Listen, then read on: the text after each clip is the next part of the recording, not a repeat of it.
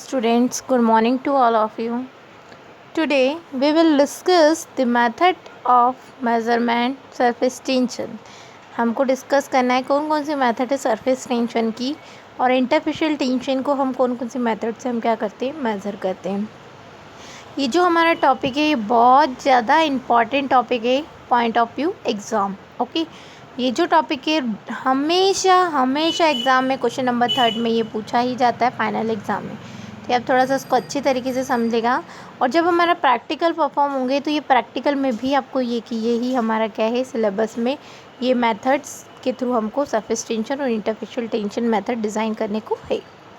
Okay, first we will start the capillary rise method. पहली जो method है उसका नाम है capillary rise method. Capillary rise method है। सेकेंड है हमारा ड्रॉप फॉल मेथड है। थर्ड है हमारा ड्रॉप फॉल मेथड को दो तरीके से कैलकुलेट करते हैं, एक होता है ड्रॉप वेट और सेकंड होती है ड्रॉप काउंट मेथड। थर्ड आता है ड्यू नो टेंशियोमीटर। थर्ड मेथड का नाम जो है वो क्या है, ड्यू नो टेंशियोमीटर। ओके, ये तीन मेथड है जिसके थ्रू हम क्या करते हैं सरफेस टेंशन और इंटरफेशियल टेंशन को हम क्या करते हैं, मेज़र करते हैं। First we will start the capillary rise method. हम सबसे पहले स्टार्ट करें कैपिलरी राइज मेथड। राइस मतलब होता है बढ़ना और कैपिलरी आपने जैसे कि केमिस्ट्री में देखा होगा कैसी कैपिलरी होती है।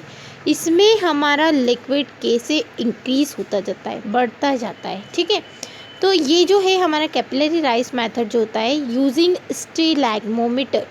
क्या बोलते हैं, स्टेलैग्मोमीटर। एक हमारा ग्लासवेयर का नाम है जिसका नाम है स्टेलैग्मोमीटर के थ्रू हम क्या करते हैं, सरफेस टेंशन को मेज़र करते हैं। देखिए इसमें क्या करता है, जैसे ही हम क्या करते हैं when a capillary dipped into the liquid beaker. जब हम कैपिलरी को पानी के अंदर कोई भी लिक्विड के अंदर डिप करते हैं तो हम देखते हैं कि लिक्विड जनरली क्या होता है, ऊपर की तरफ राइज होता है एक पर्टिकुलर हाइट के ऊपर, है ना। जब कैपिलरी को हमने डिप करा है लिक्विड बीकर के अंदर तो इट ऑब्जर्व दैट हम देखेंगे कि लिक्विड जनरली राइज अप होगा टिल सर्टेन हाइट। एक हाइट तक वो क्या होगा, ऊपर इंक्रीज होगा। Okay, it is due to higher force of adhesion. क्यों ऐसा होता है, क्योंकि उसमें फोर्स ऑफ एडिशन ज़्यादा होता है लिक्विड मॉलिक्यूल के बीच में, है ना। And capillary wall and the capillary wall then cohesion force between the liquid molecule wetting the capillary and result in rising the liquid in capillary. ये ऐसा क्यों होता है, ऊपर की तरफ क्यों मुड़ता है, क्योंकि ये हमारा एडिशन फोर्स ज़्यादा होता है as compare to cohesion force. Adhesion force क्या होता है, नेबरिंग मॉलिक्यूल पास के दो मॉलिक्यूल के बीच में जो फोर्स ऑफ अट्रैक्शन होता है वो ज़्यादा होता है as compare to cohesive force. Cohesive force मतलब वॉल ऑफ द बीकर या फिर wall of the stalagmometer and liquid molecule. इसके कंपैरिजन में एडिशन फोर्स ज़्यादा होता है, इसलिए हमारा जो लिक्विड है वो फटाफट सर्टेन हाइट पे क्या कर जाता है, राइज कर जाता है। ठीक, नेक्स्ट पेज देखिएगा, आपको एक फिगर दिख रहा है जिससे हमने लिखा है by capillary rise method surface tension. Okay, इसमें हमारा देखिए एक बीकर रखा है, बीकर के अंदर हमने कैपिलरीज का हमने एक शेप जो है डिप कर रखा है। कैपिलरीज को जैसे ही हमने पानी में डिप करा तो एक सर्टेन हाइट दे रखी, एच स्मॉल एच है जो कि ये दे रखा है आपको, स्मॉल एच जो है वो क्या हो रहा है, हाइट बता रहा है। एक पर्टिकुलर हाइट तक लिक्विड जो होगा मूव करेगा और इनके बीच में जो adhesion force and cohesive force जो है ना, तो वो हमारा दे रखा है। इसमें हमने एक एंगल बन रहा है किस के बीच में, wall of the capillary and their liquid और वॉल के बीच में जो हमारा एंगल बन रहा है वो थीटा बन रहा है। ओके, और इस कैपिलरी की जो रेडियस है उसको हमने मान रखा है 2r, है ना। रेडियस को हमने r मान रखा है और जैसे कि हमने कल एक्सप्लेन किया था कि एक सोप वाला फिल्म थी तो उसकी रेडियस डायमीटर जो है वो 2r से हमने बताया था, ऐसे ही इसमें भी हमने जो इसकी रेडियस है वो उसको हमने 2r मान रखा है। ओके, अब एक डेरिवेशन है, डेरिवेशन इन द सेंस यदि हम डेरिवेशन बोलो या फिर हम बोल सकते हैं इसका एक फॉर्मूला। ओके, सबसे पहले डेंसिटी हमने माना कि लिक्विड की डेंसिटी हम रो है। डेंसिटी को हमेशा हम जब भी डेंसिटी आएगा वर्ड तो हमेशा उसको रो से डिनोट करेंगे, जो कि आपको ये दिख रहा है sign. Liquid of density is denoted by rho and rise of capillary tube. जिस लिक्विड को हमने डेंसिटी रो मान रखी है वो कैपिलरी राइज ट्यूब के अंदर बढ़ रहा है जिसका रेडियस हमने r माना है और एक पर्टिकुलर हाइट को हमने h माना है, स्मॉल h। ठीक, दो फोर्स डेवलप हो रहे हैं इस कैपिलरी में, एक एडेसिव फोर्स हो रहा है और दूसरा कौन सा फोर्स हो रहा है, हमारा कोहेसिव फोर्स हो रहा है। देखिए फर्स्ट दे रखा है force F1। Okay, force F1 due to surface tension raising liquid column upward. जैसे हमने लिक्विड को अंदर की तरफ मूव करा, पानी के अंदर हमने मूव करा, तो फोर्स हमारा कौन सा वाला लगा, उसमें F1 लगा। दैट मीन्स वो किधर, हमारा लिक्विड जो है वो कैपिलरी के ऊपर की तरफ मूव करेगा, मतलब कौन सा फोर्स लगा, अपवर्ड फोर्स, है ना। तो अपवर्ड फोर्स लगा तो हमारा inside the circumference of circle, circumference of circle का फॉर्मूला होता है 2πr। क्योंकि देखो कैपिलरी जो रहती है वो कैसे शेप की होती है, गोल होती है ना। तो जो कैपिलरी जो है वो गोल होती है, इसलिए हम उसको क्या बोलेंगे, सर्कल का क्या है वो सरकमफरेंस है ना। तो ये हमने 10th में पढ़ा होगा आप लोगों ने। इनसाइड द सरकमफरेंस का जो फॉर्मूला होता है 2πr और मल्टीप्लाई सरफेस टेंशन, और हमने सरफेस टेंशन को पहले ही हमने डिनोट करा है, गामा से हम डिनोट करते हैं। तो अपवर्ड फोर्स कितना हो गया, F1 फोर्स है 2πr मल्टीप्लाई बाय गामा। तो ये फर्स्ट इक्वेशन होती है F1 फोर्स की। सिमिलरली फोर्स F2 जनरेट हो रहा है डाउनवर्ड फोर्स। डाउनवर्ड फोर्स किस वजह से होगा, ग्रेविटी की वजह से। वो क्या करेगा, हमारा लिक्विड जो है वो पुल करेगा। आपने एक टाइम तक उसको सक करा, सक करके लिक्विड को एक हाइट तक ऊपर पहुंचाया, फिर जैसे ही आपने सक करना उसको छोड़ दिया तो वो लिक्विड वापस से कहाँ जाएगा, नीचे की तरफ जाएगा। कैपिलरी में से आप पानी में डिप करी है तो अपवर्ड फोर्स की वजह से वो पानी ऊपर जा रहा है।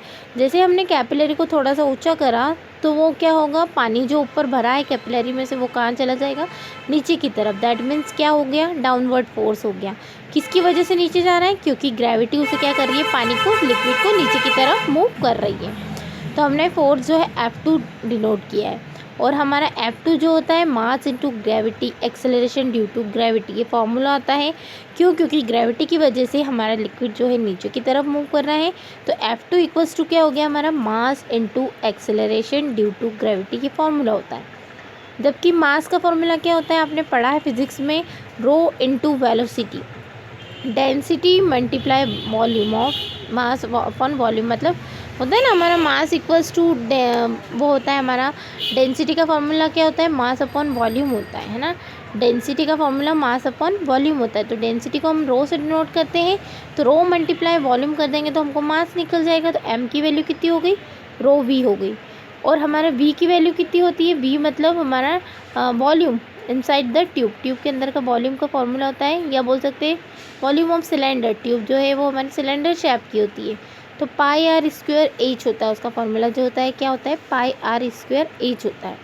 तो हम ये सब वैल्यू हम किस में पुट कर देंगे, F2 के इसमें mg सेकंड इक्वेशन में पुट कर देंगे। तो लिखा है put the value in equation second value में हमने वैल्यू को पुट करा, तो F2 क्या हो जाएगा, m की जगह वैल्यू क्या हो जाएगी, रो v हो जाएगा, और ग्रेविटी ऐसा कि ऐसे ही। और v की वैल्यू अगेन नीचे हमने अभी निकाला है इक्वेशन 4 से, तो v की वैल्यू कितनी हो गई, πr² h row multiply g, ये हो गया सेकेंड इक्वेशन। जो हमारी F1 अपवर्ड फोर्स की और हमारी F2 जो इक्वेशन 6 है, इन दोनों को हमने क्या करा, इक्विलिब्रियम करा। मतलब इक्विलिब्रियम मतलब होता है बरोबर करना, दोनों फोर्स ने हमने क्या कर दिया, इक्वल कर दिया। That means F1 equal to F2। तो F1 की वैल्यू क्या है, 2πr गामा, और इक्वल टू में πr² h रो जी है। जब हमको इससे क्या निकालना है, सरफेस टेंशन निकालना है। इक्वल टू में दोनों चीज़ क्या होती है, कैंसिल हो जाती है। तो इक्वल टू में पाई से इधर वाला पाई, इधर वाले पाई से कैंसिल हो गया। एक आर, 2r से एक आर बचा इधर हमारा जो है, हमारा फिर क्या बचता है, गामा बचता है, फिर हमारा r h रो जी अपॉन 2 बच रहा है। हम इसको ऐसा लिख सकते हैं, 1/2 r रो जी h होता है। ठीक, ये इक्वेशन जो होती है, ये इक्वेशन हमको काय के लिए यूज़ की जाती है, सरफेस टेंशन मेज़र करने के लिए यूज़ की जाती है। और ये सरफेस टेंशन हम किससे भी मेज़र करते हैं, हमारा कैपिलरी के थ्रू हम मेज़र करते हैं। और ये मेथड जो होती है बहुत ज़्यादा एक्यूरेट मेथड होती है और बहुत ही सिंपल मेथड होती है। और इस मेथड का डेरिवेशन आप अच्छे से एक बार और रीड करिएगा। यदि नहीं समझ में आता है तो मैं आपको नेक्स्ट लेक्चर में अगेन फिर वापस से इसको एक्सप्लेन करूँगी, और कोशिश करिएगा ये करें। ओके, तो ये क्वेश्चन आता है कि कौन कौन से मेथड्स होती है जिससे हम surface tension and interfacial tension जो है वो क्या करते हैं, मेज़र करते हैं। ओके, सेकेंड मेथड है हमारी drop fall method. Drop fall मतलब गिरना, है ना।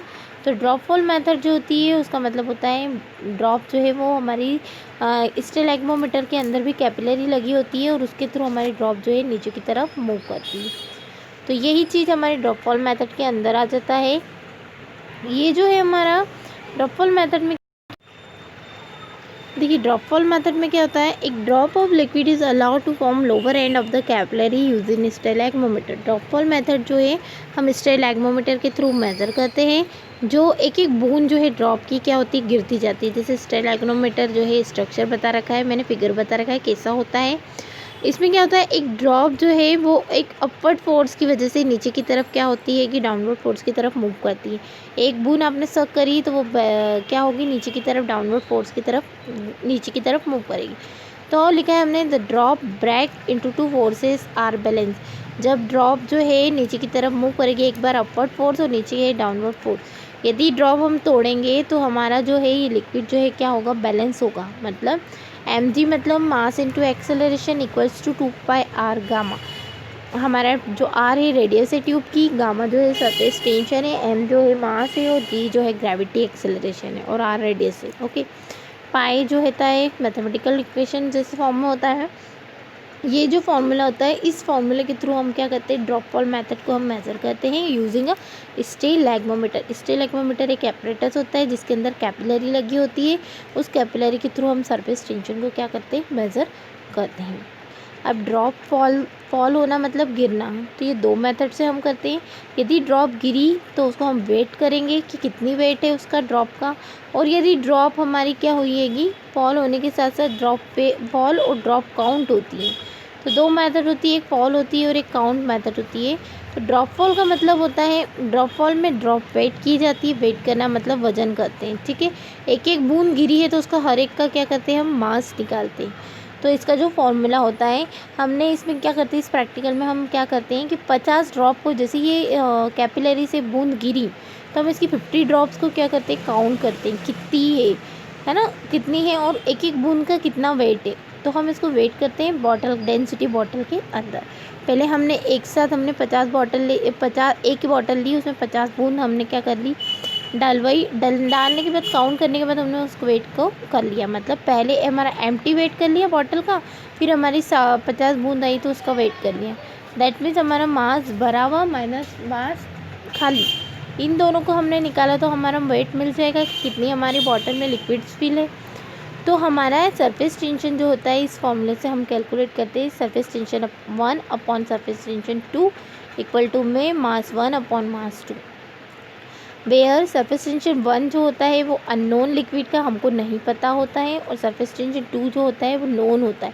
नोन दैट मीन्स हमको सब कुछ पता होता है पानी के बारे में, उसका सरफेस टेंशन कितना होता है। तो पानी का जो सरफेस टेंशन होता है वो 1 होता है, और डेंसिटी भी वाटर की जो होती है वो 1 होती है। जबकि मास हमको एक का एम्प्टी भी करे, m1 जो है खाली भी करे या खाली डेंसिटी बॉटल है, और m2 जो है पानी का वजन है और हमारा बीकर का वजन है। तो हम इस फॉर्मूले में ये वैल्यू पुट कर देंगे तो हमारी ड्रॉप वेट मेथड के थ्रू हम सरफेस टेंशन अननोन लिक्विड का क्या कर सकते हैं, पता कर सकते हैं। तो ये टॉपिक हमारे ड्रॉप फॉल मेथड में दो आता है, एक आती है ड्रॉप वेट मेथड और सेकेंड आती है हमारी ड्रॉप काउंट मेथड। तो यहाँ हमारी ड्रॉप वेट कंप्लीट होती है। ड्रॉप काउंट मेथड में इसमें एक पेज रह गया है आपका, ओके, 10 के बाद नंबर पेज 11 जो है वो रह गया है। मैं आपको नेक्स्ट लेक्चर में वो डिस्कस करेंगे ड्रॉप काउंट मेथड को किस फॉर्मूले से करते हैं। तो यहाँ हमारा आज जो है जो टॉपिक है हमारा यहाँ कंप्लीट होता है। किसी को यदि डाउट है तो वो कभी मेरे से कंसल्ट कर सकते हैं। Okay, thank you.